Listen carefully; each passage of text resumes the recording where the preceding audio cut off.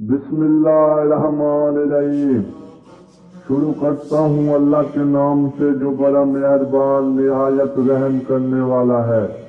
السلام علیکم دوستو، آج میں آپ کو حضرت محمد صلی اللہ علیہ وسلم کے چند واقعات میں سے ایک واقعہ بتانے والا ہوں۔ ایک مرتبہ حضور صلی اللہ علیہ وسلم نے حضرت جبریل علیہ السلام سے دریافت فرمایا کہ اے جبریل، تمہاری عمر کتنی ہے؟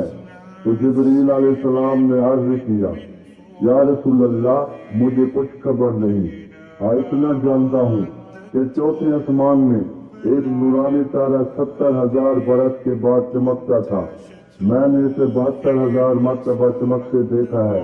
حضور صلی اللہ علیہ وسلم نے یہ سن کر فرمایا کہ مجھے میرے رب کی عزت کی قسم، میں ہی وہ نورانی تارا ہوں۔ ہمیں اس واقعے سے یہ سبق ملتا ہے کہ ہمارے حضور صلی اللہ علیہ وسلم کائنات کے ہر چیز سے پہلے پیدا فرمائے گئے ہیں، اور آپ کا نور پاک اس وقت بھی تھا جبکہ نہ کوئی فرشتہ تھا، نہ کوئی بشر، نہ زمین تھی، نہ آسمان، اور نہ کوئی شے تھی۔